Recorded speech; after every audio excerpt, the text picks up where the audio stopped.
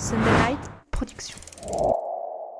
Avant, c'est vraiment du stress, c'est vraiment une résilience. T'es dans ton confort, en France. Donc déjà, arriver et de poser mon pied en Antarctique, même pas au début de l'expédition, mais en Antarctique, c'était déjà une victoire. Et après, c'est sûr que quand l'avion, le petit Twin Otter, il te dépose et puis il part à l'infini, et que là, tu te retournes autour de toi, tu vois rien, et tu dis, là, ok, je suis là, et maintenant, faut y aller. Et là, c'est incroyable. Bienvenue dans Ultra Talk. Je suis Arnaud Manzanini et chaque semaine, je me plonge dans des discussions captivantes avec des esprits audacieux pour vous lancer vous aussi dans des aventures hors du commun. Des sommets de l'Ultra Trail aux routes infinies de l'ultracyclisme, de l'alpinisme aux horizons lointains de la voile, toutes les facettes du monde ultra sont explorées. C'est parti pour un nouvel épisode. Je suis avec Pierre Edan aujourd'hui. Bonjour Pierre. Bonjour. Écoute, je suis ravi d'échanger avec toi parce que j'ai plein de questions de par l'exploit que tu viens de réaliser et l'aventure dans son ensemble que tu viens de réaliser. Donc, je suis vraiment ravi de te recevoir sur le podcast Ultra Talk. Alors, pour la petite anecdote, au moment où on se parle, au moment où on a lancé les enregistrements avec Pierre, je viens tout juste de me casser le bras et je me suis excusé hier en fait. J'ai envoyé un petit message à Pierre en disant écoute, je m'excuse, je t'ai mis un beau lapin aujourd'hui, mais c'est hors de ma volonté puisque je me suis cassé le bras au moment où on devait se parler et je suis à l'hôpital et j'attends le diagnostic du chirurgien. Et donc voilà, on est 24 heures après. Pour la petite anecdote également, je n'ai pas de casque sur les oreilles parce que Pierre a été témoin de ma tentative de mettre un casque à une main. Ouais, c'est comique, ça prend un peu de temps, mais bon, c'est pas grave, on arrive à faire ça. Donc de ne pas tourner ça au ridicule, on a lancé l'enregistrement comme ça. Donc bonjour Pierre, bienvenue sur le podcast Ultra Talk. Et est-ce que tu peux, s'il te plaît, pour les auditrices et auditeurs, te présenter ? Ouais, merci beaucoup Arnaud, en tout cas pour l'invitation et pour la micro-présentation. Donc je m'appelle Pierre Edan, j'ai maintenant 26 ans. Et il y a quelques semaines de ça, je suis parti en Antarctique pour réaliser une expédition en solitaire. Je suis parti des côtes internes du continent antarctique, d'un point qui s'appelle Hercule Inlet, pour une expédition qui devait durer entre 50 et 53 jours pour atteindre le pôle sud, donc en autonomie totale, sans assistant, donc sans voile de traction, rien du tout, juste à la force des bras et des jambes. Alors, projet que tu as réussi, tu vas nous en parler. Mais avant qu'on rembobine un petit peu l'histoire et qu'on fasse connaissance avec ton passé d'aventurier ou de sportif, ou peut-être ni l'un ni l'autre, comment t'es venue l'idée d'aller au pôle Sud à pied ? Ouais, c'est vrai que c'est vraiment la question du mais pourquoi tu veux faire ça en fait? T'es fou ou je sais pas quoi. C'est un peu une accumulation de beaucoup de choses. Alors, c'est clairement pas un rêve de gosse. Alors, je suis pas né à 50 ans, c'est-à-dire que je me suis pas dit, allez, demain je pars au pôle Sud. Voilà, quand j'étais petit, je voulais être astronaute, pompier. Enfin voilà, j'ai rêvé comme tous les enfants, je pense. Et en fait, j'ai la chance d'avoir un peu de famille savoyarde. Moi, je suis breton, donc c'est vrai que la montagne ou le milieu polaire, c'est pas trop chez nous, quoi. Nous, à 2 centimètres de neige, toute la Bretagne est bloquée, tout le monde panique, rien ne va plus. Donc non, j'ai découvert le milieu de la montagne quand j'étais petit, parce que j'allais tout le temps à la montagne l'été. Et mes parents ont eu cette intelligence, ou en tout cas la volonté de nous faire découvrir beaucoup de choses. Tous les étés, en fait, chacun devait choisir une activité à faire. Donc ça pouvait être du canyoning, du parapente, juste de la course, de la randonnée. Donc très jeune, en fait, on a eu cette appétence pour la découverte, pour notre curiosité un peu sportive et intellectuelle. Et quand j'ai commencé à gagner un peu d'argent de par l'apprentissage que j'ai fait, j'ai gagné du coup cet argent. Je me suis financé des expéditions en alpinisme pour monter en compétences au fur et à mesure, faire des voies de plus en plus difficiles, des voies un peu emblématiques. J'ai fait le Mont Blanc, même si les aficionados diront que c'est pas très technique, mais c'était voilà un beau projet bien emblématique. Je suis parti en Afrique pour faire le Kilimandjaro. Et un peu par hasard, en fait, j'ai un ami qui m'a proposé, voilà, de par des rencontres en expédition, de partir en Laponie et d'aller essayer de vivre cet environnement. Et c'est vrai que je suis tombé complètement amoureux en fait de ce milieu qui, pour moi, contrairement à la montagne, que j'aurais plus une notion de sprint, dire monter sur des camps de base, redescendre, s'acclimater, etc. Là, il y a une résilience et une intégration de l'environnement que je trouve beaucoup plus profonde. C'est-à-dire que si une expédition elle dure 48 jours, c'est 48 jours de marche, 48 jours où il y a cette pression mentale, etc. Il n'y a pas forcément ce repos qu'on peut avoir dans un camp de base. Et je trouvais ça assez intéressant, mentalement plus enrichissant, ou en tout cas une expérience que je n'avais pas vécue. Et donc, en fait, quand j'ai fait mes premières expés, je me suis dit, ouais, c'est vraiment là-dedans que je veux essayer d'évoluer. Donc, en Laponie, après, je me suis entraîné, j'ai fait une formation de guide polaire pour monter en compétences, parce que comme pour la montagne, tout s'apprend et c'est des milieux qui restent assez dangereux. Et de fil en aiguille, je me suis dit, pourquoi pas l'Antarctique? Au début, avec la fougue de la jeunesse, à mes 22 ans, quand j'ai commencé le projet, c'était surtout pour essayer de battre un record, une performance. Puis après, on en parlera, il y a beaucoup de choses qui se sont passées. Je pense que j'ai grandi, j'ai aussi mûri grâce à ce projet et ça voilà, a créé un vrai projet d'équipe, un projet qui pour moi est beaucoup plus grand qu'un simple record. Et donc pour ça que je suis fier d'être avec toi aujourd'hui pour en discuter. Ouais, on parlera de tout ça. C'est une très belle introduction, une très belle présentation. Et puis, c'est vrai, effectivement, il y a eu. Nous, on va se concentrer sur le fait que tu aies pu marcher seul, sans voile de traction, effectivement, jusqu'au pôle sud et du point interne, effectivement, de l'Antarctique. Mais il y a eu effectivement cette ascension du Mont Blanc, du Kilimanjaro, la traversée du Groenland, les tests hivernaux en Laponie. Alors, la Laponie, on peut en parler puisque j'ai eu l'occasion, moi, à 2 reprises d'aller me confronter au froid avec mon vélo dans des températures qui sont entre moins 10 et moins 40 affichées. Donc un ressenti bien plus en fonction du vent. Et donc cette formation de guide polaire, alors effectivement, elle est nécessaire dans ces endroits-là, puisque on parle de survie quand on tombe sur des températures comme celle dont on vient d'évoquer, un moins 30, un moins 35, où tu es en autonomie, tu es dans ta tente, il faut te réchauffer tes extrémités, te faire à manger, monter ta tente, la démonter. Donc il y a une vraie notion de survie et cette formation de guide polaire te donne une boîte à outils, en fait, une boîte à outils pour justement traverser les endroits les plus hostiles de la planète où l'être humain ne peut pas vivre, avec un peu de confiance, justement, avec cette boîte à outils qui te permet, en fonction de ce qui se présente à toi, de pouvoir trouver la bonne solution. J'ai une pensée notamment pour Stéphane, qui m'avait accompagné, moi qui était mon guide polaire, qui vit en Laponie d'ailleurs, pas très loin d'Inari, de Nord Exploration, qui m'avait accompagné justement à travers ça. Il avait cette formation de guide polaire et c'est vrai que tu es quand même hyper en sécurité quand tu vois à côté de toi un type qui a son petit badge sur le cœur ou sur l'épaule qui marque guide polaire. T'es quand même rassuré quand tu as ce personnage-là à côté de toi, justement, pour affronter ce grand froid. C'est pas mal, surtout le côté, en fait, pour les gens qui connaissent pas forcément le milieu polaire, c'est aussi de se dire, qu'est-ce qu'on peut ressentir à moins 30, qu'est-ce qu'on peut ressentir à moins 40, parce que c'est vrai que, ok, on met un tiret devant un chiffre, mais est-ce que ça parle vraiment aux gens? Et en fait, faut essayer de trouver le parallèle en France qu'on peut avoir plus facilement C'est dur, hein, ça. quelle est la différence entre un 0 degré, parce que généralement on dit tous les 20 degrés, il y a un monde qui change. 0 degré, ça commence à geler. Alors chez nous en Bretagne, là tout le monde commence à paniquer, c'est horrible. 20 degrés, on est plutôt content, c'est on va dire à peu près la température que les gens peuvent avoir chez eux. 40 degrés, là on est tous chez nous, on évite de sortir, c'est aride, voilà, des problèmes. Et dans l'autre sens, c'est la même chose. Moins 20, ça commence à être compliqué, il commence à vraiment se poser des questions. Moins 40, tout est difficile à faire, quoi. Ouais, Et il a fallu apprendre à évoluer là-dedans. Et puis ce qui est difficile, c'est d'expliquer le ressenti. C'est-à-dire que tu expliques à quelqu'un en disant moins 25, moins 30, si tu enlèves ton gant en 2 minutes, tu as le bout du doigt qui va commencer ça va commencer à te pincer. Très clairement, tu vas plus le sentir. C'est difficile, cette sensation, quand tu ne l'as pas connue, de la comprendre. Tu vois ce que je veux dire ? C'est assez difficile d'expliquer quel parallèle tu peux faire, toi, avec les gens justement qui vivent en France. Est-ce que dans tes formations, tu as pu appréhender ça ? Oui, alors, pour vraiment avoir le ressenti et que les gens puissent s'imaginer, je dis généralement, dans votre frigo, il fait, allez, 1, 2 degrés. Dans votre congélateur, il en fait moins 18. Donc, il faut regarder la tronche de ce qui sort du congélateur, de voir comme quoi c'est vraiment tout dur et que rien, enfin voilà, c'est complètement différent déjà dans le congèle et qu'il faut imaginer que parfois c'est 2 fois plus froid que dans le congélateur. Donc là, on peut vraiment s'imaginer ce qui se passe. Ouais, c'est une bon parallèle, je m'en souviendrai, je te remercie. Et puis, ce que je peux comprendre, c'est qu'effectivement, après avoir fait différents projets, différentes aventures en Laponie, une fois que tu maîtrises cet environnement de froid, il ne fait pas tellement plus froid au pôle sud, en tout cas dans les températures dans lesquelles tu es allé te confronter, que le froid qu'il peut faire en Laponie en plein hiver.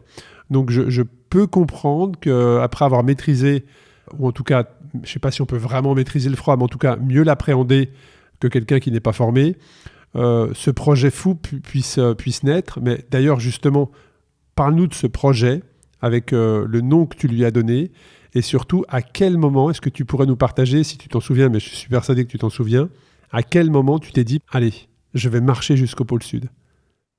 Ouais, alors ce projet-là, il a du coup démarré quand j'avais 22 ans. Donc comme je t'ai dit, on avait voilà déjà fait quelques petites expéditions en Laponie. Voilà, j'appréhendais un peu ce froid justement, et ça a été alors l'anecdote est pas forcément si folle, mais dans une soirée un peu alcoolisée avec ce fameux ami en disant bah tiens, allez pourquoi pas se lancer ce défi. Voilà, la Laponie, on a vu un peu ce que ça pouvait être. Après, très clairement, notre première aventure en Laponie, rien n'allait, hein. Nos sacs à dos étaient lourds, tout était trempé, on était parti en raquette alors que on s'enfonçait dans la poudreuse. Enfin, voilà, il y a plein d'erreurs et en fait se dire, bah, pourquoi pas se lancer des défis, mais en sachant qu'il va falloir passer par plein d'étapes, plein de jalons intermédiaires. Et en fait, c'est passer, et je pense que c'est ça aussi la clé de tout projet, c'est passer d'un rêve et de le transformer en un objectif. La vision est assez différente. Un rêve, c'est quelque chose qu'on va se dire, bah voilà, ce serait cool de le faire, ah ouais, ce serait génial. Un objectif, c'est bon, maintenant, qu'est-ce que je mets en place pour l'atteindre? Et juste de changer de mentalité et de passer dans, OK, maintenant, c'est mon objectif, je ne sais pas quand est-ce que je vais l'atteindre, mais je vais réfléchir à toutes les étapes par lesquelles je vais devoir passer. Et là, on avance. Parce que pour rejoindre la question que tu y avais avant, c'est la Laponie. Donc, on arrive à évoluer dans cet environnement-là. Mais l'Antarctique, le Groenland, ce sont des îles Landsys. C'est des très grands glaciers gigantesques où il n'y a absolument rien. En Laponie, on peut encore avoir des arbres, on peut voir de la faune, on peut voir de la flore. On voit énormément de choses. Là-bas, il y a une notion de solitude, une notion de tempête, une notion de aucun repère temporel qui est quand même assez différente. Aucun repère aussi de distance. Ça veut dire qu'il y a des journées où on va marcher pendant 10 heures et on va avoir l'impression d'avoir fait 100 mètres. Donc voilà, il y a aussi tout un apprentissage en plus à faire que j'ai fait grâce à des personnes plus expérimentées que moi, par de l'apprentissage, par des expériences personnelles. Et ouais, là-dessus, ça a été hyper enrichissant. Et Pierre, pourquoi le pôle Sud et non pas le pôle Nord? Alors, il y a plusieurs choses. Déjà parce que le pôle Nord, pour ceux qui peuvent connaître un peu ce milieu, est pour moi encore plus extrême. Ouais, clairement. Le pôle Nord, il y a la notion déjà d'ours, il y a la notion d'être sur une banquise, donc avec de l'eau en dessous, donc ça crée de l'humidité en plus du froid, quelque chose d'encore plus prenant. Il y a aussi le fait de devoir potentiellement passer des chenaux d'eau, donc de devoir passer enfin, de nager ou d'avoir des canoës. Donc il y a, voilà, il y a une notion d'extrême qui est encore plus fort dans le milieu, enfin dans le milieu plutôt nord, et hémisphère nord, qui n'a moins en Antarctique. C'est-à-dire que, bien sûr, l'expédition en Antarctique était quand même très complexe et demandait un certain niveau dans tous les cas. Mais voilà, il y avait une notion de sécurité qui, pour moi, en plus, à 22 ans, quand je me suis lancé ça, l'idée, c'est pas d'aller se suicider dans un truc, quoi. C'est d'essayer de le faire quand même en sécurité, de se dire qu'il y a des backups possibles. Aujourd'hui, le pôle Nord, pour ne pas le citer, Vincent Colliard, qui est un ami que je salue, qui a voulu le faire et avec les problèmes politique avec la Russie, n'a pas pu faire le pôle Nord. Voilà, on n'a pas du tout le même niveau. Lui est explorateur professionnel qui voilà, s'entraîne depuis des années et des années pour faire ça. Aujourd'hui, si on fait le pôle Nord, il y a un vrai risque mortel qui est quand même beaucoup moins vrai en Antarctique. Ouais, on salue d'ailleurs Vincent hein, qui est passé sur le podcast Ultra Talk il y a quelques semaines et qui, à quelques jours près, alors que toi tu étais dans ton aventure, lui, ce que vous vous êtes croisés là-bas, hein, vous vous êtes croisés au pôle Sud, c'est original pour dire j'ai croisé un ami la dernière fois, vous vous êtes croisés au pôle Sud. Lui a battu le record de vitesse, hein, c'était son objectif, comme tu l'as dit, c'est un aventurier professionnel. Et donc, effectivement, pour revenir sur le pôle Nord et le pôle Sud, je te rejoins entièrement. La particularité aussi, c'est que le pôle Nord est en mouvement, c'est-à-dire que tu peux faire 3 km en avançant dans la direction du pôle Nord de jour, tu te reposes la nuit et tu as reculé de 8 km quoi, quand tu te réveilles le lendemain. Donc il y a une notion de persévérance qui est différente, une notion de danger où tu peux passer à l'eau, surtout avec le réchauffement climatique, il y a ce risque-là, il y a l'ours blanc également. Donc je peux comprendre ce choix de pôle Sud. Et entre le moment où vous avez décidé de ce défi fou lors d'une soirée alcoolisée, il s'est passé combien de temps entre ce moment-là et le moment où tu poses le pied en Antarctique? C'est passé 4 ans, 4 années de 4 ans. préparation. Donc ça a été, voilà, tu dis 4 années de préparation, c'était ma question suivante. Donc c'est 4 années focus sur ce projet. Quand je dis focus sur ce projet, c'est établir un BP, parce que créer un projet comme ça, c'est comme monter une petite entreprise, je l'imagine. Donc, ça veut dire quel va être le budget nécessaire pour réaliser le projet, de combien de personnes, sur quel type de compétences on a besoin de personnes pour nous accompagner à réaliser ce projet. Comment est-ce que tu as bâti ce projet? Ouais, c'est vrai que c'est énormément de choses. Je te rejoins complètement sur la notion de créer une entreprise. Alors moi, j'ai pas créé une entreprise, j'ai créé une association. Mais c'est Oui, mais vrai que ouais. Enfin, tu vois, le parallèle pour moi, c'est dans le projet. Il y a des personnes qui créent des entreprises pour sortir un produit Hmm. ou un service d'ailleurs. Et en tout cas, je fais le parallèle entre le temps, l'énergie, la croyance, l'engagement et l'intention entre une entreprise où il y a un objectif qui est vraiment là pour le coup business, hein, financier, et le mode associatif que l'on a en France qui permet d'avoir ce support pour récolter des fonds pour la réalisation d'un projet comme celui-ci.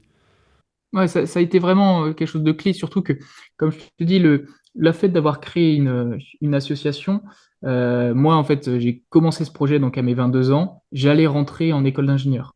Donc là, on dit 4 ans plus tôt, on est en 2024, 4 ans plus tôt, normalement, ça doit faire écho à pas mal de monde, 2020. Donc je commençais mon école d'ingénieur, moi je suis la génération Covid, c'est-à-dire que j'ai passé mon école d'ingénieur en slip dans ma chambre devant mon PC. Très clairement, c'est ça. Donc en fait, il a fallu aussi à un moment donné, moi, avoir un projet, quelque chose qui me permettait d'avancer. Alors je faisais de l'apprentissage, ça me permettait donc d'être en entreprise à l'école, mais il fallait aussi trouver un moment pour pouvoir créer ce projet-là. Donc je me suis dit, bah, il faut que je me rapproche d'associations entrepreneuriales ou en tout cas de choses qui pourraient m'aider.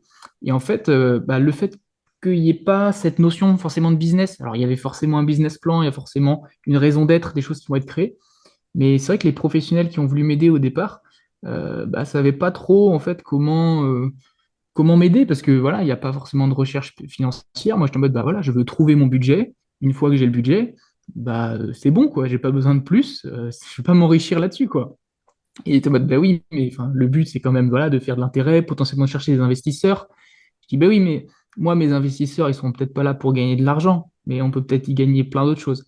Et c'est vrai que bah, du coup, ça, au début, ça a été, enfin, j'ai fait quand même 3-4 formations entrepreneuriales, etc. Et il n'y en a qu'une seule qui vraiment a dit, OK, bah, on a une personne chez nous qui fait des projets un peu particuliers, qui est très humain, c'est un ancien militaire, et voilà, qui bosse maintenant avec plein de jeunes, qui essaie de faire de la formation, qui a peut-être moyen qui vienne t'aider. Donc cette personne-là, elle s'appelle Patrice Valentin, et elle travaille donc avec des jeunes sur une association en Bretagne qui s'appelle Irvine, pour aider des jeunes qui sont plus ou moins passifs, compliqués, et donc vraiment pour retrouver du sens. Et donc, lui m'a appris énormément de choses, m'a permis de structurer mon projet. Alors, je l'avais déjà très en tête, hein, et puis lui, il connaissait pas plus que ça le milieu polaire, mais ça a permis en fait d'avoir déjà une première personne qui croyait en ce projet avant même que je commence à en parler à mon entourage. Ça, c'est hyper motivant, ça. Et c'est ça, et puis l'idée pour moi, c'était en fait de pouvoir présenter ça à ma famille. Très clairement, à 22 ans, on dit à ses parents qu'on veut partir en Antarctique, alors qu'on vit en Bretagne, on n'est pas plus montagnard que ça ou quoi que ce soit. C'est un peu, bah, pourquoi tu as envie de faire ça, quoi. Et le fait d'avoir eu aussi cette personne-là qui pouvait juste me dire, bah, moi j'y crois, maintenant on va travailler pour que les gens te prennent au sérieux. Ça a vraiment permis de démarrer le projet, quoi. Et démarrer le projet, est-ce que quand on démarre un projet, on ne commence pas dans un premier temps par lui donner un nom? Et tu vois où je veux t'emmener en fait, c'est Tu tout vois, je simplement vois ma question, c'est exactement. est-ce que tu peux nous partager cela et moi j'ai effectivement sur votre site, tout est bien expliqué, très bien expliqué, le site est très bien fait d'ailleurs. Donc est-ce que tu peux nous expliquer comment vous avez eu cette réflexion autour du nom et quel est-il? Le nom, on l'a pas trouvé tout de suite. Au début, le projet devait s'appeler le projet Dreamwell. Le Dreamwell, ça veut dire horizon en breton. Donc on s'était dit, voilà, on veut essayer de montrer cette notion d'horizon, cette notion d'objectif à atteindre, de trouver des manières de l'atteindre. Et en fait, c'est un de mes guides qui m'a présenté l'histoire de l'Antarctique. J'ai aussi appris, en fait, à travers ce projet-là, à comprendre tout ce qu'il y avait pu avoir derrière. Et du coup, après une des formations, je me suis vraiment identifié à l'histoire du pôle Sud, l'histoire d'Amundsen et de Scott, deux explorateurs britanniques et norvégiens qui ont été en concurrence pour atteindre le pôle Sud. Et donc, c'est Amundsen qui rejoindra le pôle Sud en premier. Mais il y a une notion de coopération, il y a une notion d'entraide en Antarctique qui est très forte. Là, eux, ces deux entités, ces deux expéditions, ont dû à un moment donné s'entraider ou en tout cas récupérer les données, le matériel de l'un pour réussir à ramener des choses. Et le Scott et son équipe sont morts sur le retour, malheureusement. Mais les Norvégiens sont retournés pour essayer de retourner les chercher. Donc il y a vraiment une notion de coopération qui est moins vraie au pôle Nord, avec d'autres histoires où les gens se sont plutôt mis des bâtons dans les roues. Et en fait, cette notion de coopération, je m'en suis beaucoup identifié. Et donc j'ai décidé d'appeler l'expédition Polheim, qui veut dire la maison du pôle. Donc, c'est la première toile de tente qui a été installée au pôle Sud par Roald Amundsen. Donc, c'est un peu le symbole du Grand Sud, le symbole de la toile de tente inaccessible et voilà, le rêve. Puis je trouve que c'est hyper motivant aussi de mettre un peu d'histoire dans son projet et tous les efforts nécessaires, parce que là on parle en 1911 et j'ose imaginer tout le matériel, en tout cas quand je dis le matériel, c'est le matériel dont tu as eu besoin pour toi accéder à cette aventure, le textile nécessaire pour rendre aussi le projet possible, qui n'était pas du tout le même en 1911, tu vois ce que je veux dire? C'est qu'un respect incroyable pour ces hommes-là qui, avec du textile qui n'était pas celui qu'on a aujourd'hui, des moyens qui ne sont pas ceux qu'on a aujourd'hui, et un froid probablement un peu plus aigu, ont eu l'audace de se lancer dans ce genre d'aventure. Et je trouve que mettre un peu d'histoire dans le projet en 2020, quand tu t'es lancé, je trouve ça aussi très motivant. Ouais, et puis l'idée est vraiment, tu vois, j'aurais pu appeler mon expédition. Quand j'ai commencé, l'objectif était très clairement de devenir le plus jeune à atteindre le pôle. Donc, tu vois, j'aurais pu être dans cette notion de recherche du record, quoi que ce soit. Et c'est vrai qu'en fait, j'ai aussi été bien entouré là-dessus en me disant, bah écoute, c'est très bien que tu veuilles faire ça, mais est-ce que c'est pas quelque chose de plus grand, quelque chose de plus intéressant que tu veux faire que simplement Est-ce que écrire ça a une du ligne? sens? Est-ce que Voilà, ça a du sens? Ouais. ça a du sens, mais ça a été aussi important que, alors, ça a un chemin aussi intérieur. Aujourd'hui, moi, même le record, ça a été presque une coïncidence parce que quelqu'un de plus jeune est parti en même temps que moi, au final, en Antarctique. Et malheureusement, alors je promets, c'est pas de ma faute, mais cette personne-là a dû abandonner pour des raisons médicales.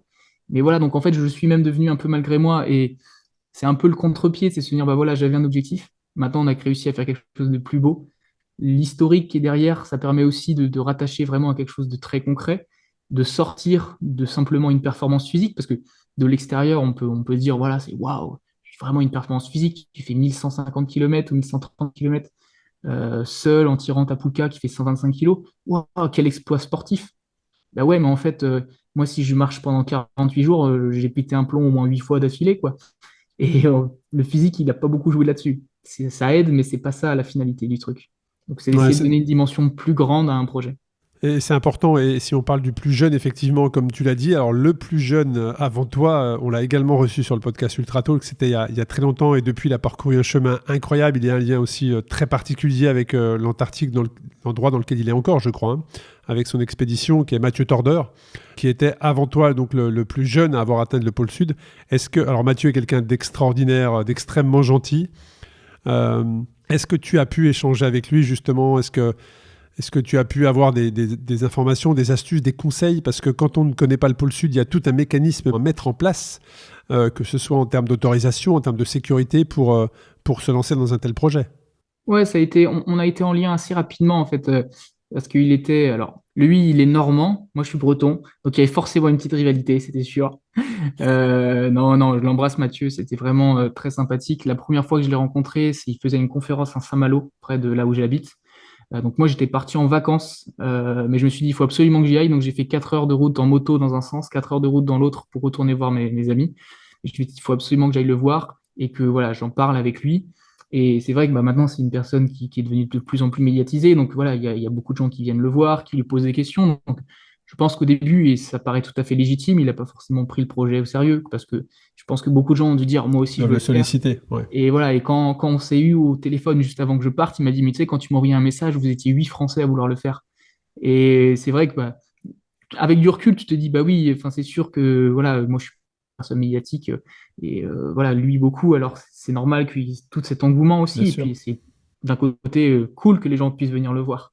Donc on a beaucoup échangé, mais j'ai aussi surtout beaucoup échangé avec Jérôme Brisbourg, qui est un autre Français, qui lui a fait le Grand Chelem des expéditions et qui a fait le pôle Sud alors, en équipe avec des personnes, mais qui est passé par la voie d'Amundsen.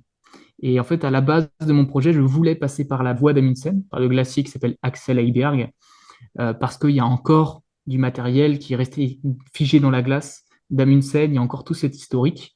Après, bah, malheureusement, sur des questions financières, j'ai pas pu pouvoir financer ça. Mais voilà, Mathieu, on a pu échanger ensemble. J'ai surtout eu des échanges très techniques avec Jérôme, où là, j'ai passé des heures et des heures au téléphone et en visio. Mais oui, c'est important de pouvoir voir en amont, euh, enfin, de comprendre en amont quelle philosophie je vais devoir avoir en Antarctique. C'est aussi pour ça que le Groenland était très important. et d'avoir des retours d'expérience, mais des retours d'expérience de plein de gens, des gens qui ont fait du guidage en Antarctique, des gens qui ont fait du guidage ailleurs. Voilà, d'avoir vraiment de, des expériences d'anciens pour réussir, moi, à me forger ma propre expérience et pouvoir aussi me dire ce matériel-là serait plus adapté pour moi, peut-être pas celui-là, etc. Et à me faire ma propre idée de ce que pourrait être l'Antarctique. L'Antarctique, c'est vrai que c'est un nom qui, moi, me fait rêver, hein, très clairement, d'accéder au pôle Sud. D'ailleurs, pour la petite anecdote, quelques jours seulement après que Vincent Colliard ait réussi son exploit, donc je l'ai félicité, bien évidemment.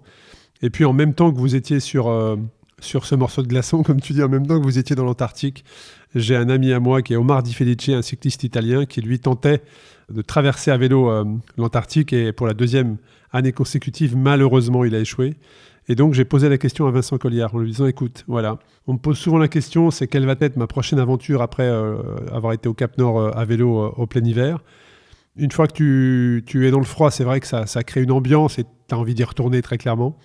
Et je dis à Vincent, est-ce que tu penses qu'il est possible d'accéder au pôle Sud en vélo? Est-ce que tu penses que demain, si je dis je monte un projet, une aventure pour tenter d'accéder au pôle Sud à vélo, comment tu l'imagines? Vincent m'a dit, c'est un beau projet, mais pour moi, ce n'est pas réalisable.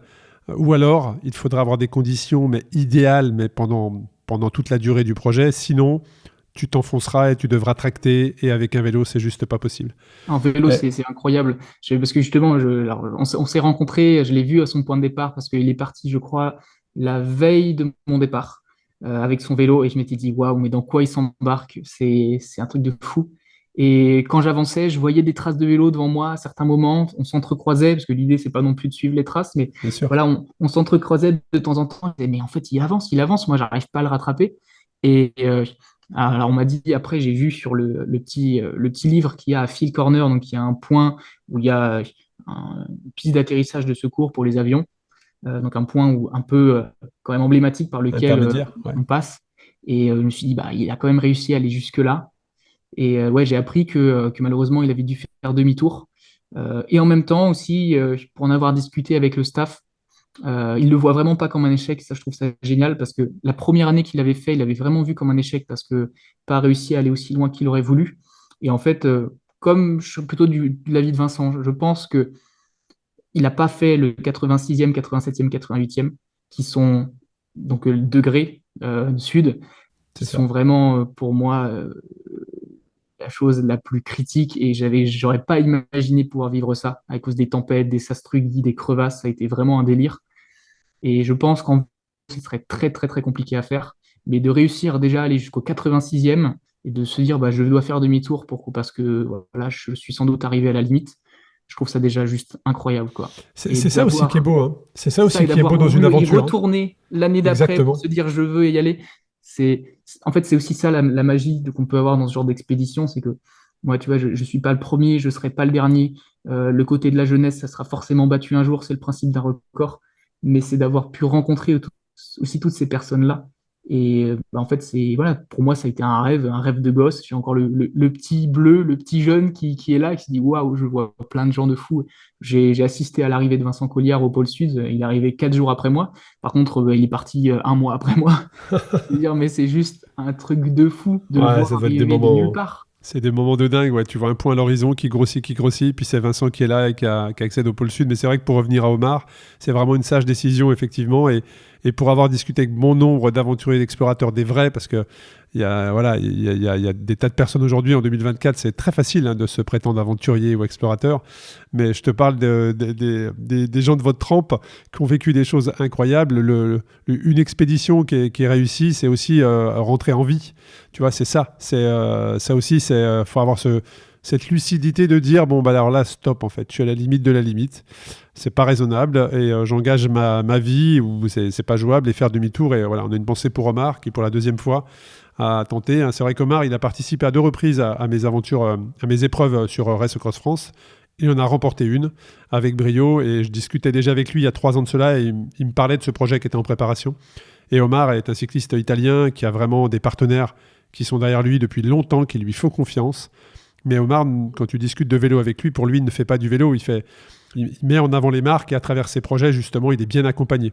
Donc voilà, je voulais juste te parler de ça et de cette période qui était très concentré, où vous étiez tous justement en train de marcher, on vous suivait à distance, c'était très très beau. Et pour revenir aussi sur le sens de l'opération et de l'expédition que tu as montée, ce qui transpire sur ton site, c'est même pas ce qui transpire, c'est que c'est très clairement écrit ton objectif, et je dirais même votre objectif, parce qu'après on parle de l'équipe que tu as constituée et qui t'a accompagné, c'était l'envie d'innover, de transmettre et de rassembler. C'est bien ça? C'est ça, exactement. En fait, quand j'ai commencé vraiment le projet, je me suis entouré déjà de gens meilleurs que moi. Alors déjà d'un point de vue plus sur la gestion d'un projet, avant même de commencer à réfléchir à quel métier j'aurais besoin autour de moi, etc.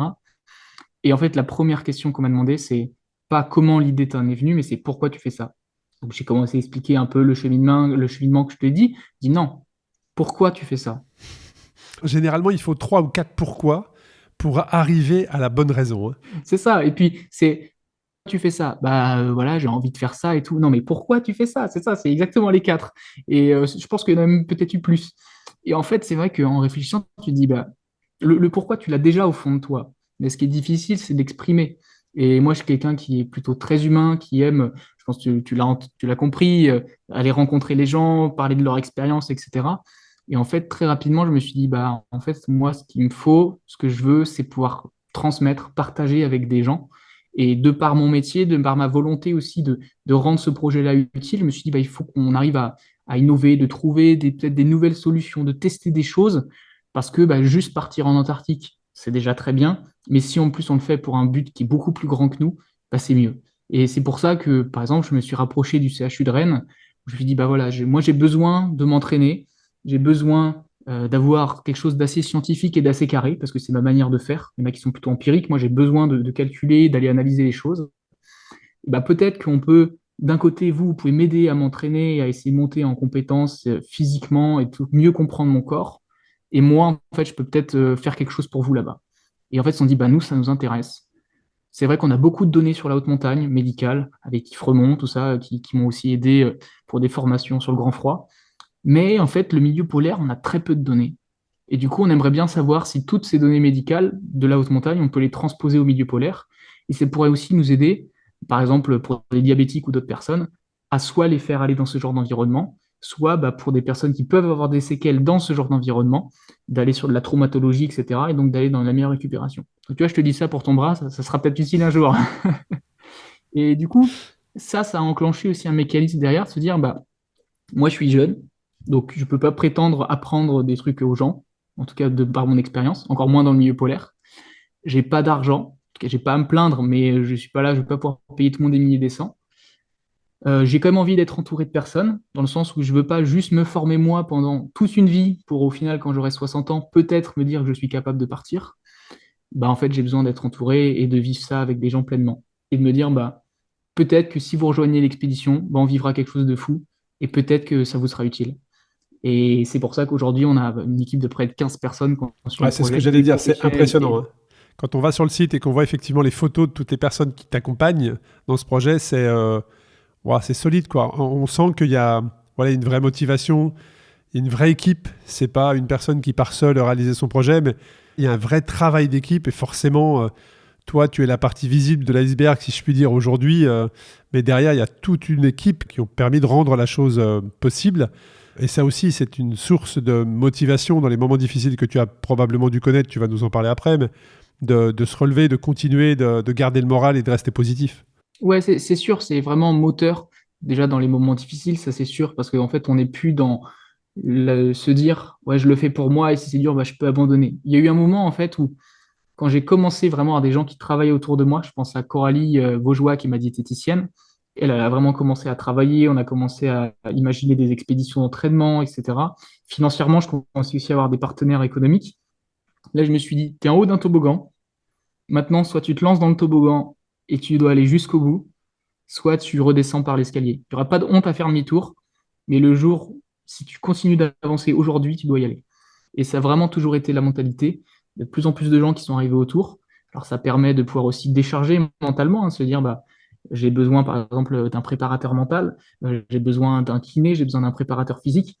On va pouvoir leur délester une certaine charge, mais ça va surtout nous permettre de nous recentrer sur les points très importants de l'expédition. Et donc il y a forcément un lien de confiance qui est obligatoire. Ça aussi, on le ressent à travers le site qui est très bien fait. Et puis au moment donc 2020 où tu décides de lancer ce projet, comment est-ce que tu t'es préparé jusqu'au jour J? Est-ce que ça a été crescendo? Est-ce que dès le départ, tu t'es mis en condition physique? Est-ce que tu as suivi un programme d'entraînement? Comment est-ce que ça s'est passé au niveau santé physique, on va dire, pour aborder l'aventure en pleine possession de tes moyens?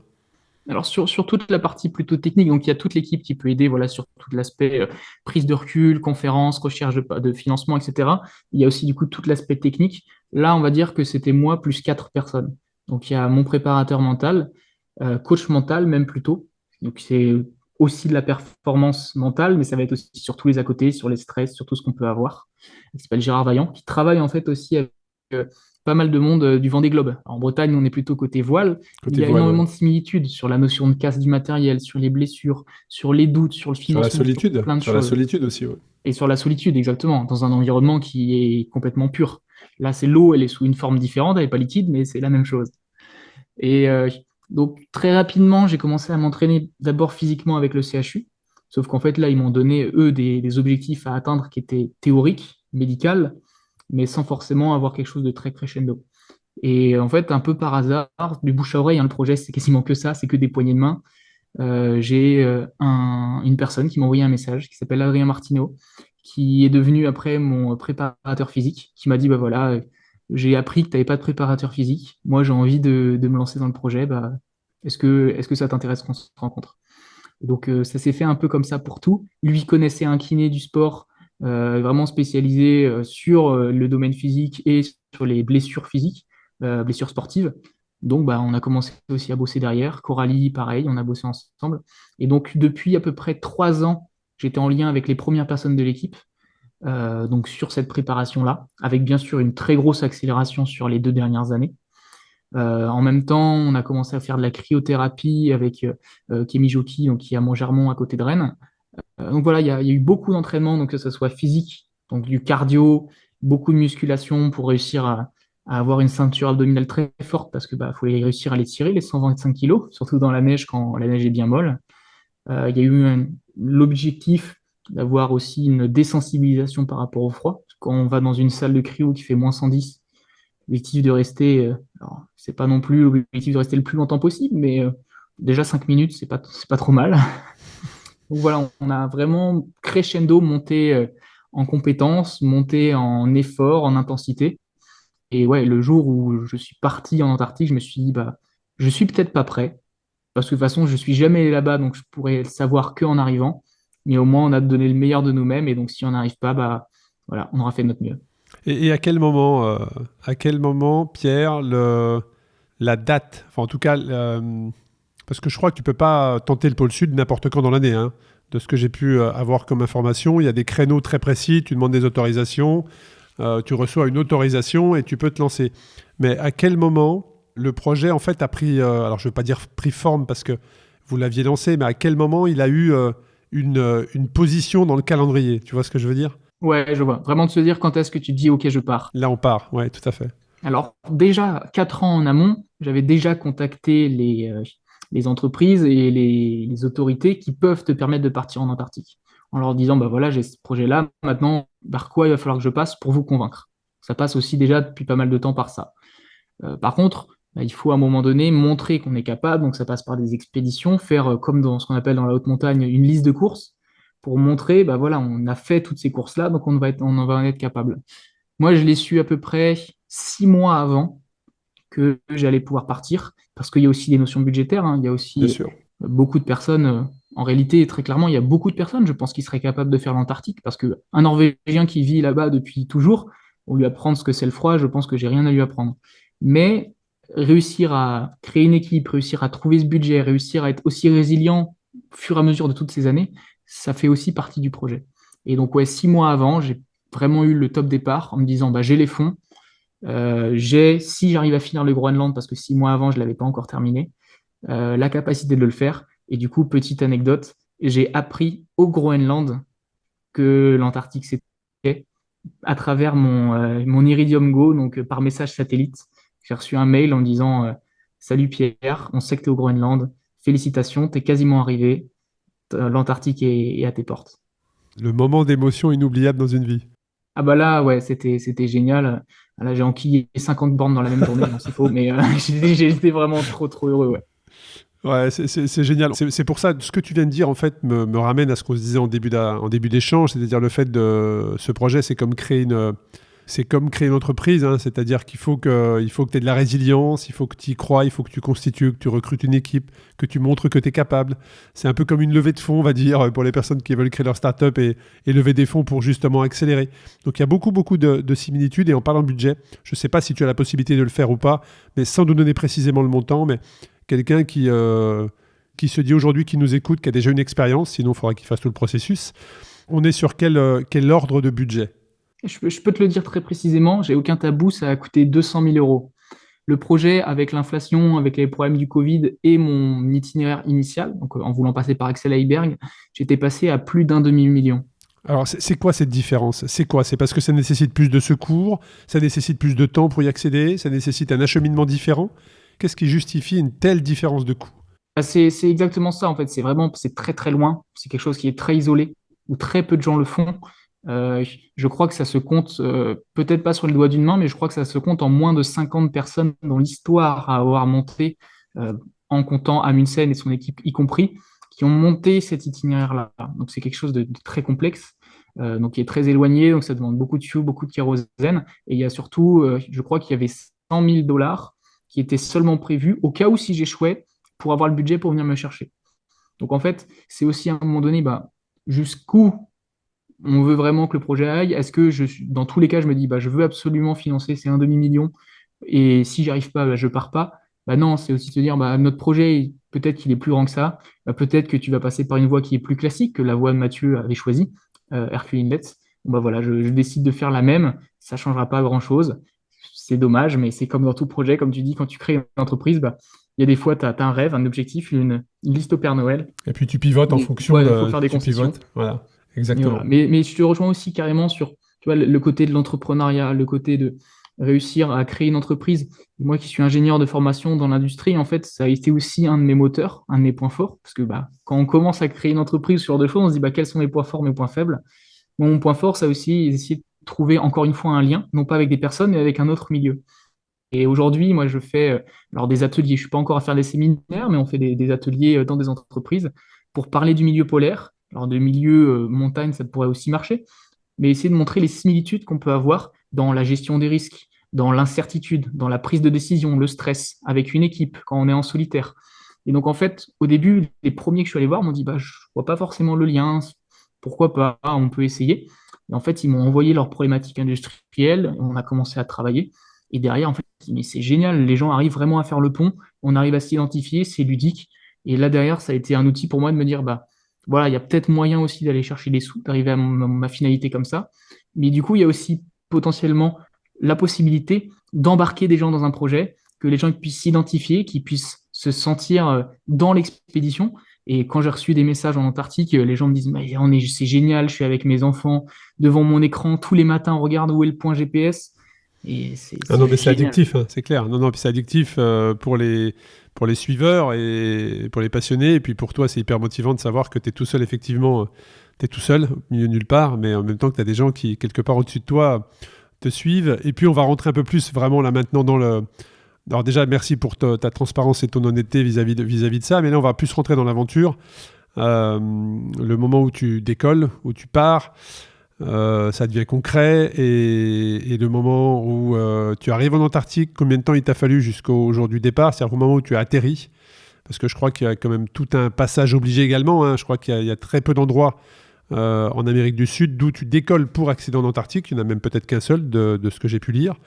Donc tu arrives en Antarctique et il se passe combien de temps avant ton réel jour de départ? C'est exactement ça. Il y a un seul, alors d'accès du Chili, il y a qu'une seule ville, c'est Punta Arenas. C'est Donc je suis ça. arrivé à Punta Arenas le 11 novembre, où là j'ai justement fait toutes mes dernières vérifications. Mon matériel était déjà arrivé, je l'avais envoyé déjà 3 mois avant. Donc là, c'est finir de préparer toute la poulka, d'acheter toute la nourriture périssable, de pouvoir entreposer mes petits beurres bretons que j'avais ramenés en même temps avec moi, qui ont difficilement passé la douane, Ah ouais, mais c'est ça, c'est passé sûr. quand même. Et donc, je suis arrivé en Antarctique le 18, donc une semaine plus tard, et mon expédition a commencé le 21. donc 3 jours plus tard. Donc ça a été vraiment un processus assez lent, mais qui à la fois m'a permis en fait de psychologiquement me préparer. Quand je te dis, tu vois, ça fait 4 ans que cette expédition-là, je la prépare, bah en fait, à la fin de ces 4 ans-là, franchement, tu es fatigué. T'as envie d'y aller, quoi. Oui, c'est comme une compétition, quoi. T'as envie de partir, ouais. Et ça, et puis, en vrai, même pas, tu vois, c'est mentalement, j'étais, bah, c'est fini, la préparation. Donc, bah, maintenant, Quelquefois, j'ai envie de me alors, tu reposer, sais, tu vois. quelquefois, dans une préparation, on dit que c'est la préparation peut-être parfois plus dure que le projet en lui-même, en tout cas la finalité, qui est la concrétisation du projet. Quand on va au pôle sud avec les températures que tu as dû affronter, les crevasses, comme tu l'as dit, un terrain totalement vierge et probablement un voile blanc régulièrement. Est-ce que ça a été le cas pour toi ou est-ce que c'était bien plus dur que tu ne l'avais imaginé? Je pense que c'est pas comparable dans le sens où avant, c'est vraiment du stress, enfin, en fait, c'est vraiment une résilience. Alors, je dirais que c'est la même chose en Antarctique, mais il y a quelque chose qui est quand même très différent. Tu es dans ton confort en France, c'est moins concret, mais c'est tout aussi compliqué parce que beaucoup, beaucoup, beaucoup de gens qui veulent tenter ce genre de choses échouent dans cette première aventure. Exactement, exactement. Et donc, déjà, arriver de poser mon pied en Antarctique, même pas au début de l'expédition, mais en Antarctique, c'était déjà une victoire. Et après, bah, c'est sûr que quand l'avion, le petit Twin Otter, il te dépose et puis il part à l'infini, et que tu te retournes autour de toi, tu vois rien, et tu dis, bah là, ok, bah, je suis là, et maintenant, bah, faut y aller. Et là, c'est incroyable. Et c'est incroyable justement, donc le premier pas, enfin, est-ce que tu pars de ton point de départ? Je ne sais pas si on peut dire ça, mais est-ce que c'est une dépose en avion ou en hélicoptère qui t'amène au point de départ? Ou est-ce que tu pars vraiment du lieu où tu as stationné toutes tes affaires? Comment se passe le départ?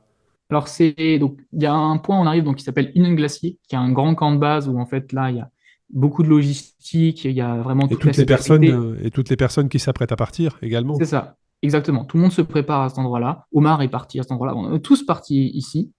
Et donc après, on est amené avec un tout petit avion. Donc là, on était trois à l'intérieur pour mon point de départ, à l'arrivée.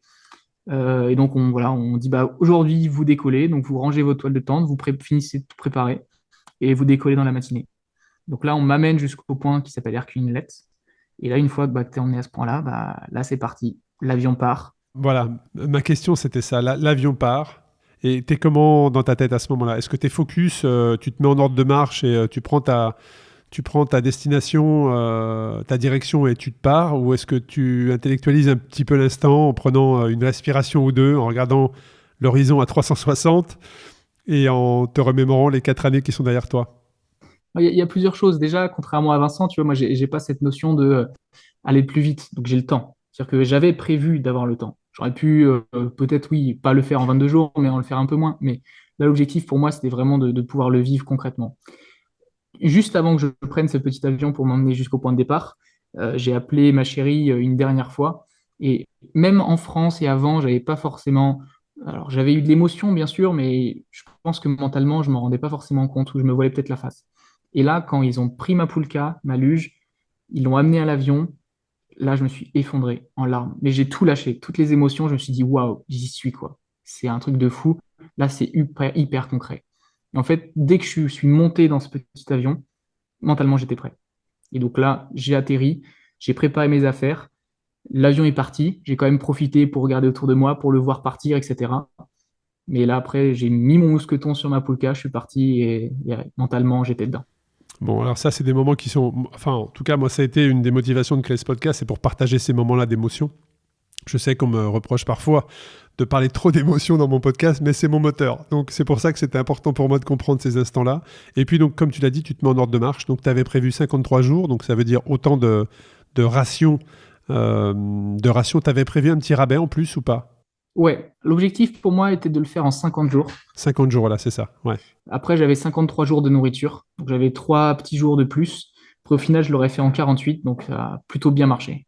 Et alors, qu'est-ce qui... on va pas détailler chaque jour, bien évidemment, mais s'il y a des anecdotes que tu peux ressortir durant ces 48 jours, de danger peut-être, mais aussi ces émotions qui ont généré cette solitude, comme tu l'as dit, ce jour blanc probablement. Est-ce qu'il y a des jours où tu as dû rester sous ton bivouac parce que la météo était trop hostile? Ouais, il y a vraiment, en fait, on passe vraiment par toutes les émotions, donc je pourrais t'en donner tellement, mais c'est vrai que là, les choses qui, moi, m'ont vraiment beaucoup marqué pendant l'expédition et aussi marqué le staff et les gens autour de moi, ça a été ma casse au niveau du matériel, ma perte de fuel. En fait, c'est quelques jours avant d'atteindre la moitié de l'expédition. Alors, je me suis rendu compte, après avoir vécu dans le whiteout, donc dans les tempêtes, les jours blancs, pendant plus d'une semaine, j'ai fait à peu près environ un tiers de toute mon expédition dans des jours blancs. C'est-à-dire où on voit vraiment rien. La moitié du temps avec du mauvais temps. Après, la moitié avec du soleil. Il faut aussi voir le côté positif. Mais voilà, ça a été difficile. J'ai ouvert ma poulka, ça sentait l'essence partout. Et en fait, je me suis rendu compte que j'ai perdu 2 litres et demi de fuel. Pour ceux qui comprennent pas forcément ce que ça veut dire 2 litres et demi de fuel, c'est 12 jours d'autonomie avec une consommation d'expédition classique, on va dire. Donc, ce que j'utilisais. Donc là, mentalement, se dire, bah voilà, j'ai Et 12 c'était dû à jours en quoi? moins. C'était dû à quoi, Pierre? C'est quoi? C'est un mauvais vissage d'une... Comment est arrivée cette perte de Vraiment, fuel? après analyse avec du recul, je pense que voilà, j'ai peut-être mal fermé un ébouchon. Le fait d'avoir des sastrugi et donc des bosses qui viennent faire vibrer la poulka, Ah, ouais. elle s'est retournée aussi une fois complètement. Donc voilà, j'ai regardé. Je pense que du coup, ça s'est ouvert. Quand on laisse de l'essence dans un bidon comme ça, bah, aussi l'essence s'évapore, même s'il fait froid. Donc j'ai eu de la chance, aucun de mes aliments n'a été infecté par, Il a été par le fuel. contaminé? Ouais. Mais par contre, ouais, tout sentait le fuel, donc c'était un peu la cata. Et donc là, ça veut dire mentalement, bah, c'est 12 jours de moins, donc il faut que j'arrive 12 jours plus tôt. Ou alors que j'arrive à me rationner et à faire mieux. Et donc là, dès que j'ai eu ça, il a fallu que je me dise, OK, maintenant je dois accélérer. Je dois aller plus vite. Mais qui dit aller plus vite, dit aussi sûrement faire des erreurs, Ouais. Ah ou oui. en tout cas être moins attentionné sur le matériel ou essayer d'aller un peu plus fort. Et derrière, ça a aussi engendré le fait que j'ai mes fixations de ski qui ont cassé plusieurs fois. Et donc, je me suis retrouvé dans un paradoxe mental assez compliqué qui m'a mis en pression vraiment toute l'expédition. D'un côté, la paire de fuel me demandait d'accélérer, d'aller beaucoup plus vite, de manger froid. Donc maintenant, tous les soirs, au lieu de faire bouillir en mono, c'est dès que je voyais une petite bulle au fond de l'eau, je coupais. Et donc, le soir, c'était de l'eau à moitié tiède. Et toute la journée, le lendemain, c'était de l'eau froide. Quand il fait 5 degrés, bon, ça va. Quand il en fait moins 30, c'est pas le même délire. Et de l'autre côté, mes fixations, donc que j'ai réussi à réparer plusieurs fois, casser de nouveau, réparer, etc. Donc, il me demandait d'aller beaucoup plus lentement. Un matériel qui était fragile, donc de devoir décélérer. Donc, d'un côté, je dois accélérer, de l'autre, je dois décélérer. Et en fait, tu n'arrives jamais à trouver l'équilibre. Et je me suis dit, bah, maintenant, il faut que j'accélère, parce que de toute manière, si j'accélère pas, je n'arriverai pas à finir. Donc, j'accélère en ayant le risque que potentiellement mes skis cassent, mais maintenant, je ne peux plus les réparer. Ça fait déjà 4 fois que je les répare et j'y arrive plus. Donc, il faut que je sois capable de finir à pied. Et il y a un jour, je me souviendrai toute ma vie, c'est le 1er janvier 2024. Mes skis ont complètement cassé. Et je me suis dit, bah voilà, maintenant, je dois marcher. Et c'était horrible parce qu'il y avait whiteout, du blanc total, du vent, il neigeait, je voyais absolument rien. Et en fait, en marchant, j'ai commencé à avoir froid. Et pour ceux qui comprennent vraiment ce que ça veut dire d'avoir froid quand on est dans l'effort, en fait, tu dis si je continue à avancer, je vais juste crever. Parce que je vais juste mourir de froid en fait en Ouais. hypothermie. Hypothermie, Donc ouais. je me suis tout de suite arrêté, au bout de 3 heures quand même, mais je me suis arrêté. J'ai monté ma tente, et là tu te sens vraiment seul. Et tu te dis, bah voilà, maintenant il faut que je trouve une solution. Donc j'ai récupéré mes fixations qui étaient cassées, les outils que j'avais réussi à casser aussi, ça rien n'allait de ce point de vue-là.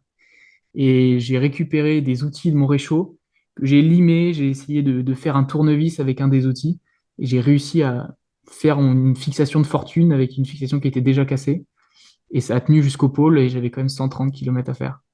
Et du coup, sur ces 130 km, je me disais, bah voilà, si je dois m'arrêter, si là, bah, je recasse à nouveau, bah, j'aurai plus de solution. Donc, c'est réussir à être hyper résilient, avoir cette pression, l'encouragement aussi de tous les proches, des gens qui suivent. Et c'est que 48 heures avant d'arriver au pôle Sud, quand il me restait 40 km à faire, pardon, où je me suis dit, bah voilà, j'ai encore 5 jours de fuel euh, qui me restent, en vraiment en consommant un rien.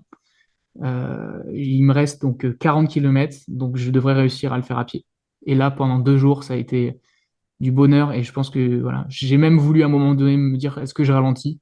Est-ce que Ah, j'ai alors juste ça, assez c'est... profité de ces deux Alors, jours? c'est vrai que pour ceux qui écoutent le podcast, je suis certain. Alors, il y a déjà des auditeurs. J'ai essayé de ne pas utiliser le mot très certainement dans mes remarques avec toi, Pierre, parce qu'il y a des auditeurs que j'ai croisés à Annecy la semaine dernière qui m'ont dit tu as un tic de conversation, c'est que tu dis très souvent très certainement. Donc, j'ai essayé de pas trop le dire dans cet épisode, mais je pense que ces fidèles auditeurs et auditrices vont savoir, s'attendre à la question, c'est-à-dire que je demande souvent cette question-là, c'est quand tu fais ce genre d'aventure, tu sais que tu vas finir non pas quand le moment où tu termines, où tu arrives à destination, mais la veille, 48 heures avant, voilà, où tu prends conscience. Et tu l'as parfaitement expliqué, au point que certains même ralentissent pour faire une nuit de plus en bivouac et en profiter encore un peu plus. Donc tu l'as parfaitement expliqué, mais quand tu détaillais justement tous les soucis que tu as eu mécaniques, moi je pense à la charge mentale que cela engendre. Parce que je dois faire attention à mon fuel, il faut que je répare mon ski, les outils pour réparer mes skis sont cassés, donc il faut que je répare avec des outils cassés. Euh, donc ça a dû être une charge mentale incroyable et tu as trouvé les ressources pour trouver les solutions et arriver au bout. Et ça c'est une confiance en toi et une sérénité qui vont te poursuivre tout le reste de ta vie, très clairement. Mais est-ce que même dans ces moments-là, alors je ne sais pas si on peut dire profiter parce que c'était quand même un milieu hostile, hein, là quand tu nous expliques le froid, alors c'est vrai que avoir froid par 5 degrés en France c'est une chose, mais avoir froid par moins 30 degrés ou moins 35 alors que tu es loin de tout et que tu peux pas rentrer au chaud dans un coffee shop te réchauffer, c'est autre chose. Est-ce que tu profitais quand même de l'instant? Ouais, complètement. En fait, ça a toujours été dur, mais je pense que c'est nécessaire d'être une personne plutôt positive, ou en tout cas d'aller chercher la moindre chose positive là-dedans. Tu vois, quand j'ai cassé mon ski, je me suis dit, bah non, c'est bon, je pose ma tente, tant pis, j'ai une demi-journée de moins, mais je peux pas avancer. Bah, au fond, je me suis dit, bah c'est bien, ça m'a laissé le temps d'appeler ma chérie, d'avoir une demi-journée de repos et de me dire, bah, voilà, si j'arrive à réparer, demain, je repars de plus belle. Et en fait, il faut à chaque fois essayer de trouver, même si c'est biaisé, même si au final, on peut dire, mais non, t'es dans la merde, t'es au fond, il n'y a rien de positif. Bah, être tout au fond, tu dis, bah, tu peux pas être plus bas et j'arriverai à trouver un truc un peu mieux. Et juste ces tout petits plaisirs, manger, tellement important. Alors, très franco-français, ce problème, mais la bouffe, ça a tellement bien marché. J'ai pas eu de gros problèmes physiques, j'ai eu quelques petites blessures, quelques trucs que j'ai attrapés aux cuisses, mais vraiment de ce côté-là, ça a bien fonctionné. Donc voilà, faut s'appuyer sur les choses qui se passent bien. Pendant l'expédition, je me suis posé la question du est-ce que si j'avais la possibilité de le refaire plus tard, est-ce que je le referais? Clairement, c'était tellement non. Mais tu vois, arrivé au pôle Sud, je me suis dit, est-ce que j'avais la possibilité, je le referais? Je me dis, mais tellement oui. C'était juste incroyable à vivre. J'ose imaginer ces sensations et justement ces 2 derniers jours ont dû être tournés vers le fait de profiter, de repenser à ces 4 années d'acharnement hein, pour faire sortir un projet comme celui-ci avec un budget conséquent, constituer aussi une équipe, faire face au grand froid, à toutes les phases de préparation aussi que tu nous expliquais. Hein. Il y a eu toutes ces phases de préparation. Donc là aussi, c'est du temps, c'est des sacrifices également au niveau de la famille, hein, tous ces déplacements à l'étranger pour préparer l'aventure. Et quand tu arrives et que tu vois cette boule hein, qui symbolise le pôle sud, c'est quoi? Tu t'arrêtes, tu t'observes en disant j'en profite avant de la toucher, tu cours sur elle, comment se passent ces derniers instants, tu vois ce que je veux dire? Ouais, ouais. Surtout que c'est vrai que c'est assez particulier parce qu'en fait, avant même d'arriver sur le pôle sud cérémonial, du coup, avec cette fameuse boule et les drapeaux qui sont vraiment le rêve, quoi. En fait, on passe déjà par le campement donc de Haeli, donc là où on a les tentes. Donc en fait, on a une personne qui nous accueille et on a déjà appelé par téléphone satellite en disant j'arrive. Et déjà cet appel, alors très drôle, c'est C'est que mon concret, téléphone c'est satellite, je l'avais concret. mis Ouais. à l'extérieur de ma poulka, je l'avais accroché en me disant bah, c'est bon, parfait. Comme ça, dès que j'arrive, j'ai pas besoin de refouiller dedans et tout, c'est prêt. Ouais, bah, il faisait -30, mon téléphone satellite était en rade. Donc tu te dis merde, faut que je réussisse à le réchauffer. Voilà, c'est pas terminé, je suis pas arrivé, il me reste 2 kilomètres, mais c'est pas fini, concentre-toi. Et donc d'avoir déjà quelqu'un qui t'accueille et qui dit félicitations, t'es arrivé, c'est incroyable. Le pôle sud est là-bas, maintenant il te reste 1 kilomètre, donc bouge ton cul et vas-y, ne t'arrête pas dans Incroyable. la toile. Et là, ouais, c'est incroyable. On m'a demandé, est-ce que tu veux qu'on t'amène ta poulka jusqu'au bout? Je dis, vous rigolez, ça fait 48 jours que je marche. Avec ma poulka, je vais pas vous la laisser pour que vous l'ameniez en motoneige. Non, c'est gentil, mais non. Et ouais, quand tu arrives, bah là, c'est de l'émotion. Je sais pas si j'ai couru vers ou pas, mais en tout cas, je me suis dit, voilà, j'y vais, j'y vais. J'ai juste lancé une musique, la musique que je voulais en arrivant au pôle. Et là, tu repenses à tout ce que tu as vécu à ces 4 années, à toute l'expé, à toutes les merdes, et tu dis waouh. Et là, franchement, oui, j'ai pas honte de le dire, je me suis écroulé, j'ai pleuré dans tous les sens, ça fait un bien fou. très rapidement, j'ai appelé mes proches qui eux aussi attendaient parce qu'ils voyaient la trace GPS, ils voyaient ce point qui se rapprochait de plus en plus. Et du coup, voilà, ils attendaient tous ensemble. Il y a une grande partie de l'équipe qui a réussi à se rassembler au même endroit pour pouvoir fêter ça. Et ouais, là, même moi, j'ai ressenti, alors j'étais complètement ému, mais j'ai senti aussi l'émotion qu'il y avait en France. Et ouais, c'est un moment incroyable à vivre. Et comment se passent les jours d'après? Parce que tu rentres pas tout de suite, hein, je crois que tu restes quand même quelques temps sur site avant d'être rapatrié au Chili. Ouais, Mais, j'ai eu la chance de pouvoir être vraiment quelques temps au pôle Sud. et profiter pleinement. Euh, je suis resté 5 jours en tout au pôle Sud, ce qui est vraiment une chance. Tout le monde n'a pas cette chance-là. Et ce qui était très bien, c'est que quand je suis arrivé, j'étais tout seul. C'est-à-dire que, il y avait le staff de 5 personnes et moi. Et donc, ça m'a vraiment permis de prendre le temps, de pouvoir aller faire des photos, de pouvoir aussi être seul à certains moments, de pouvoir bien sûr aller skier. Alors T'es certains diront retourné? que eux, ils ont été dégoûtés. Vincent, je sais qu'il voulait plus y retoucher à ses skis quand il est arrivé. Je lui ai proposé d'aller faire des petits tours de ski. Il m'a dit non, je ne touche plus à mes skis. Mais tu vois, le fait d'avoir pris un peu mon temps, il y en a qui font des gros rushs, tu sais, à la fin d'une expédition pour éviter de faire une nuit de plus.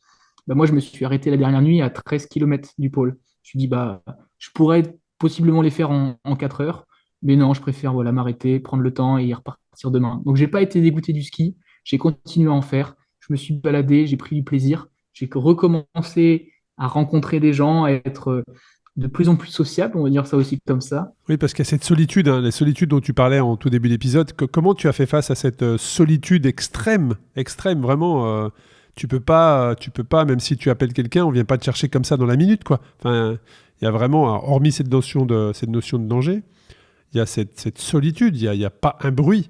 Il n'y a pas un bruit autour de toi, si ce n'est le vent dans ta toile de tente.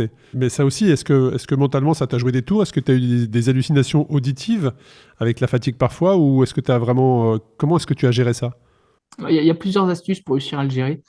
Alors, déjà, ce que je me suis dit, c'est que alors, j'étais pas seul, mais cette notion de vide, cette notion d'espace, j'avais pu le vivre au Groenland. Et donc certaines fois au Groenland, j'ai juste à mon groupe, bon les gars, c'est pas contre vous, mais juste aujourd'hui, c'est moi qui suis devant, c'est moi qui guide. Je fais comme si vous n'étiez pas là. Donc vraiment pour avoir cette notion-là. Et là où ça a été vraiment très intéressant, pour moi, ça a été vraiment obligatoire de passer par ça, c'est on a fait en fait en amont un travail avec mon coach mental sur de l'hypnose. Alors moi, je suis quelqu'un de très pragmatique à la base, très cartésien, et c'est vrai qu'au début, j'étais en mode, bon, bah, l'hypnose, c'est gentil, mais bon, j'y crois pas trop, ou, voilà, je suis pas trop là-dedans, et en fait, j'ai été très, très réceptif très rapidement, même à réussir à faire de l'auto-hypnose rapidement, et en fait, tout au long de mes journées, quand les tempêtes étaient pas trop fortes, j'arrivais à rentrer en auto-hypnose toute la journée, et là, en fait, où j'ai vraiment réussi, et grâce à mon coach préparateur mental, comment dire, à trouver un biais, c'était je regardais ma boussole, donc j'étais en hypnose, donc c'est-à-dire je marchais de manière mécanique sans y réfléchir, et je regardais ma boussole, parce que quand il y a du white-out, du blanc total, de toute façon, tu n'as que ça à regarder au bout de tes skis. Donc je regardais l'aiguille de ma boussole, et en fait, je m'étais donné une certaine tolérance où ma boussole, où l'aiguille avait le droit de bouger. Parce que bah, comme tu marches, les sastrugi, etc., ça bouge un petit peu.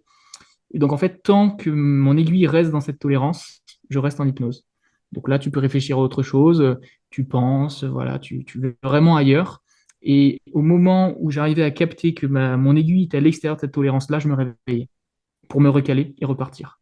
Et donc, en fait, il y a certaines journées où pas besoin d'écouter musique, rien du tout, juste, bah, voilà, tu es Concentré, ailleurs, ouais. tu penses à autre chose et le corps avance mécaniquement. Donc la solitude, de ce point de vue-là, j'ai réussi à le vivre. Le fait aussi de pouvoir avoir du contact avec mes proches. Alors bien sûr, il n'y a pas Internet, hein, je recevais des mails, j'arrivais à envoyer des photos de très mauvaise qualité, mais j'arrivais à le faire. Ça aussi ça enlève aussi un petit côté de cette solitude. Mais il y a vraiment un jour où je l'ai vraiment ressenti. C'est la première fois où la veille, il avait neigé, donc j'avais un sol qui était immaculé, vraiment blanc et totalement plat, aucune aspérité, et un ciel avec aucun nuage. Et là, à un moment donné, je me suis juste arrêté au bout de 5 heures en me disant, ça fait 5 heures que j'avance pas, quoi. J'ai aucun repère visuel. Et là, il n'y a pas de bruit, pas de vent, rien. Et là, sans exagérer, j'ai vraiment commencé à me faire une micro-crise d'angoisse. Mon cœur a commencé à s'emballer et là, j'entendais mon cœur, quoi. Et tu dis, mais il n'y a rien, il fait pas si froid, il fait beau, il n'y a pas de vent, genre juste profite, c'est génial. Et là, tu te dis, waouh, je suis vraiment au milieu de rien et là, je suis vraiment seul. Ouais, c'est un beau témoignage. C'est un beau témoignage. C'était quoi, Pierre, la température moyenne sur ta traversée? Et la température moyenne est le plus bas que tu aies connu? Alors, je dirais entre du moins 20 et du moins 22 en température moyenne, sur toute l'expédition. La température la plus basse que j'ai eue, finalement, ça allait, c'était du moins 28. Après, j'ai eu du ressenti moins 42. Ouais, là, Ressenti ça moins piquait. 42, ça Ouais, c'est commence dur. vraiment à taper. Mais sinon, non, j'ai eu la chance vraiment sur la fin de mon expédition. J'ai eu des bonnes conditions, c'est-à-dire peu de vent avec du très grand froid. Donc on se rapprochait des moins 30. Par contre, j'ai eu beaucoup, beaucoup, beaucoup de white-out. J'ai fait au moins un tiers, après analyse, un tiers de mon expédition en total white-out et la moitié avec du mauvais temps, quoi. Ouais, donc beaucoup de persévérance et de résilience. On arrive sur la fin de l'épisode, Pierre. Est-ce que le Pierre qui touche la boule argentée au pôle sud, est-ce que c'est le même que celui il y a 4 ans lors d'une soirée se dit, et si on allait au pôle sud? Qu'est-ce qu'il a appris sur lui, Pierre? Ah, et c'est tellement différent, j'ai appris tellement de choses. Déjà, j'ai appris à m'exprimer. Non, j'ai appris tellement de choses, j'ai fait tellement de belles rencontres. C'est vraiment une prise de recul. Enfin, en fait, d'un côté, le Covid m'a un peu sacrifié une partie de ma vie étudiante, et en même temps, ça a été juste la meilleure expérience de ma vie, ou en tout cas pour l'instant. Et ouais, je pense que j'ai appris beaucoup de choses sur moi. Je me suis surtout renforcé dans la personne que j'étais.